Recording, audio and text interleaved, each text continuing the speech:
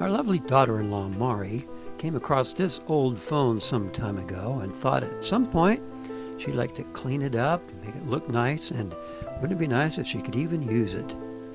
Well, she found herself connected to our family by meeting and marrying our son, Michael. He said, "Hey, my dad likes to do crazy stuff like that. Why don't we talk to him?" So we talked and, of course, realized that the infrastructure that allowed that old phone to work simply doesn't exist anymore. But wouldn't it be cool to upgrade that 120-year-old technology with 60-year-old technology and add dial phone components to it, plug it into a landline, and see if we could make it work? We located this old trimline rotary phone, brought it home, and plugged it into a landline to test it out. It worked just fine, so we got to work and started tearing things apart. Luckily, all the necessary components were still there in the old phone. With a little lubrication, the crank would turn this magneto and generate enough electricity to ring the phone bell. The mouthpiece and earpiece were there and tested to still be functional. We really wanted the newer phone parts to be able to ring the older phone bell, so we started testing connections that would make that happen. And it stops it from ringing. We found the connections that rang the newer bell, then the connections that rang the older bell, but not the newer bell, and that's just what we wanted. Oh, was that red and gray? We then had to find a way to make the open line hang-up mechanism of the old phone taught to that mechanism from the new phone. And that makes all of these connect. And when it's down, the wires don't connect. Yeah. And let's see here. Down here there's no connection, but when you pick up the phone, wires here connect. So we just have to make this be activated. We found something really interesting on the back of the phone. Those are carved into it that a wire goes down. That's fun. And somebody just sat here with a little tool. Oh, that's part of it. And made a groove, and then they ran the wire through it. That's funny. That's a real early circuit board. I was really puzzled by this component that attached to the wires where they originally entered the phone. Later I found a reference that identified it as a lightning strike suppressor, no doubt important if you were making a call during a storm.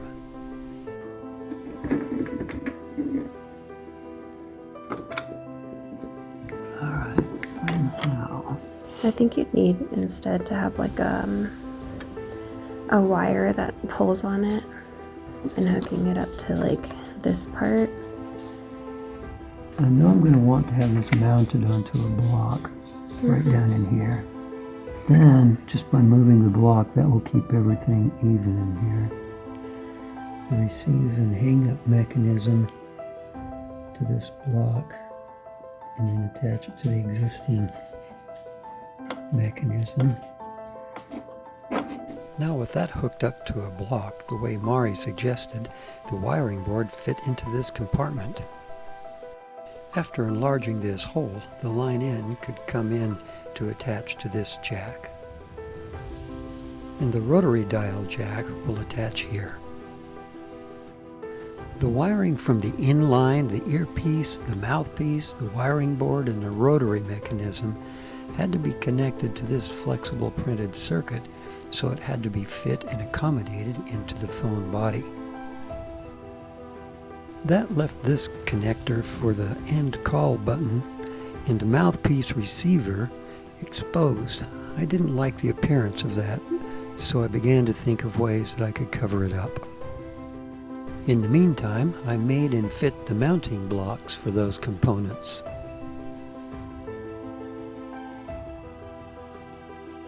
The newer phone's bell was part of the electrical circuit, so even though it wouldn't be used, I didn't want to remove it. So I made a mounting plate for it, cut a track for the wires, and fit it into the compartment.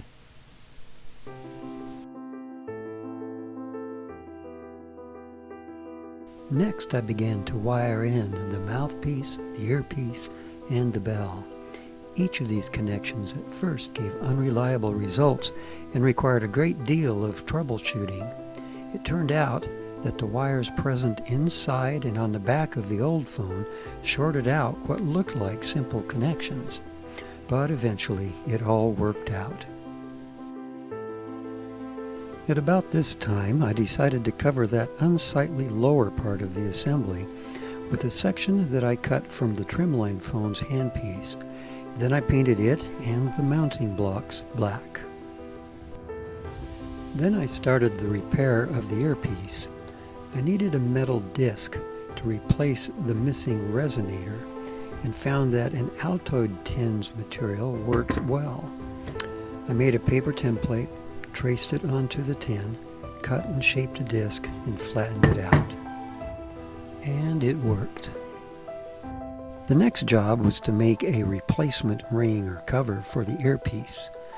I obtained several pictures and copied the best I could.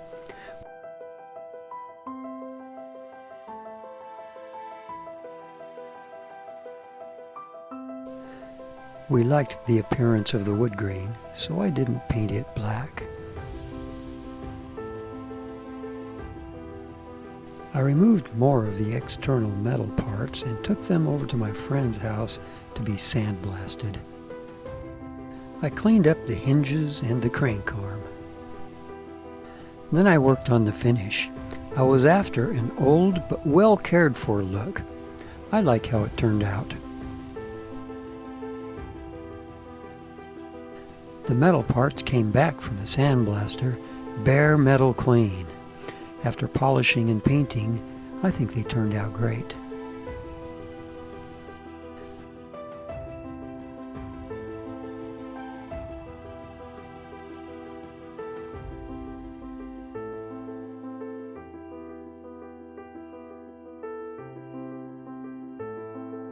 One of the corners was missing the brass mounting screw retainer. I found a shell that was close to the right size, so I drilled, polished, and cemented it into place. Originally, the door was held closed by a screw, but we wanted to be able to easily open it to get to the rotary dial, so I made a handle. To hold the door closed, I shaped and mounted 2 magnets. Then I cut and mounted an L-shaped metal plate for them to stick to. I soldered up numerous U connectors for all the wires I would be using. I used more Altoids metal to make this connector that closes when the door is closed and opens when the door is opened. One of the corners of the phone case was broken out, so I made a rough form with tape, filled it with epoxy, and reshaped it. The phone was coming together really well, but for some reason, after wiring everything into the case, it just wouldn't dial out. After days of thinking and experimenting, I found that the problem was in wiring the newer phone's earpiece output to the older phone's earpiece through these connectors. Something in these connectors shorted out the dial-out function. So I bypassed the built-in connectors by joining the wires directly. The last task was to mount this phone on a wall, or in this case, the end of a bookcase. I found these nearly flat sliding mounting brackets. Then, using a template, I attached the brackets to the back of the phone, and reversing the template, attached the matching brackets to the mounting board. The phone slid into place accurately and firmly. And yes, it receives and makes calls perfectly. Thanks for watching.